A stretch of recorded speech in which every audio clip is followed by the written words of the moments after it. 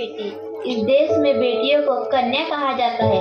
उसे लक्ष्मी, सरस्वती, माँ दुर्गा के रूप में देखा जाता है और नवरात्रा के दिनों में तो साक्षात उसे घर घर में पूजा जाता है।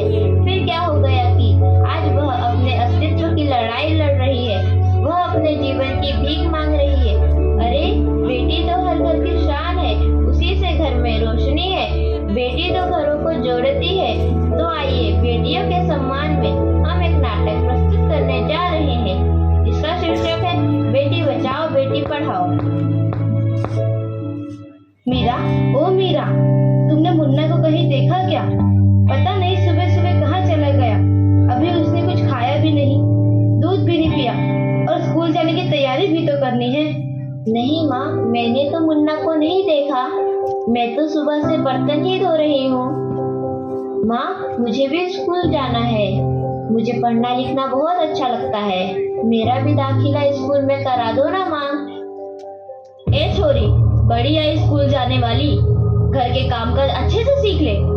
आगे चलकर यही तेरे काम आने वाले। पढ़ लिख कर कौन सा तुझको कलेक्टर बनना है?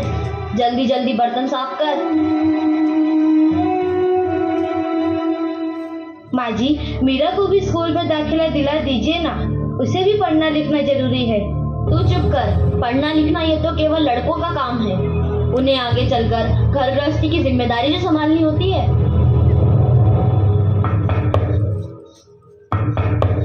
अरे क्या हो रहा है? कौन किसकी जवाबदारी संभाल रहा है? और हमारी मीरा बेटी क्यों रो रही है? देखिए ना डॉक्टर दीदी, दादी मुझे स्कूल ही जाने नहीं देती। कहती है तुझे पढ़ लिख कर क्या करना है, आगे चल के चूल्हा चौका ही तो संभालना है। अरे यह तो बहुत गलत बात है माँ जी। क्या आपको नहीं लगता कि हम बेटियां भी पढ़ लिख कर आगे बढ़े? आज समाज बहुत आगे बढ़ गया है माँ जी। आप किस दुनिया की बात कर रही हैं?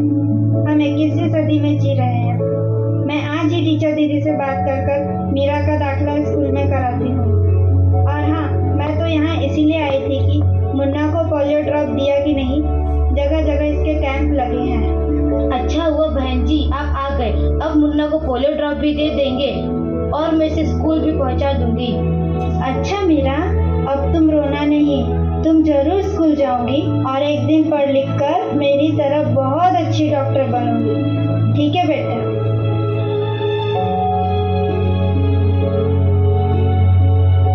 बहू, जरा एक गिलास पानी तो लाना। अभी लाई बाबूजी। ये लीजिए बाबूजी। अरे ये देखो, अखबार में प्यारी बेटी के बारे में कितनी सुंदर कविता आई है। आओ मैं तुम्हें यह कविता पढ़कर सुनाता हूँ। कहती बेटी बाह पसार, मुझे चाहिए प्यार दुलार। बेटी की अनदेखी क्यों करता है निष्ठुर संसार। सोचो जरा हमारे बिन बसा सकोगे घर परिवार। गर्भ से लेकर यौवन तक मुझ पर लटक रही तलवार। मेरी व्यथा वेदना का अब हो स्थायी उपचार। जब माँ ही जग में न होगी तो तुम जन्म किससे पाओगे। जब बहन न होगी घर आंगन में तो किससे रूठोगे, किसे मनाओगे। जब दादी नानी न होगी तो तुम्हें कहानी कौन सुनाएगा। जब कोई स्वप्न सुंदरी ही न होगी तो तुम किससे ब्याह रचाओगे। जब घर में बेटी ही न होगी तो तुम किस पर लाड लुटाओगे। जिस दुनिया में स्त्री ही न होगी उस दुनिया में कैसे रह पाओगे। जब तेरे घर में बहू ही न होगी तो कैसे वंश आगे बढ़ाओगे। नारी के बिन जग सुना है, तुम ये बात कब समझ पाओगे। हाँ तो भाग्यवान, कैसी लगी यह कविता, है ना मजेदार? काहे की मजेदार कविता, मुझे नहीं आई पसंद। अरे कोई घर में है क्या? आइए आइए टीचर दीदी, हम आप ही का इंतजार कर रहे थे। हाँ जरा मैं कुछ दिनों के लिए बाहर चली गई, इसलिए यहाँ नहीं आ पाई। डॉक्टर बहन जी कह रही थी आपने मीरा का अभी तक दाखिला नहीं कराया। ये तो बहुत होनहार छात्रा है, हमेशा अच्छे अंक लेकर उत्तीर्ण होती है।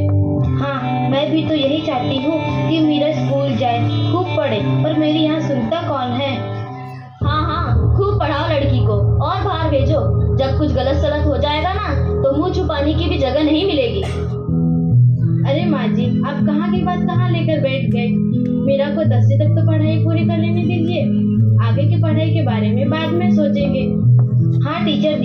हम मीरा को अवश्य स्कूल भेजेंगे। मैं उसे मेरे जैसा अनपढ़ नहीं रहने दूंगी, उसे खूब पढ़ाऊंगी। कल मीरा को तैयार रखना, मैं उसे लेने आऊंगी।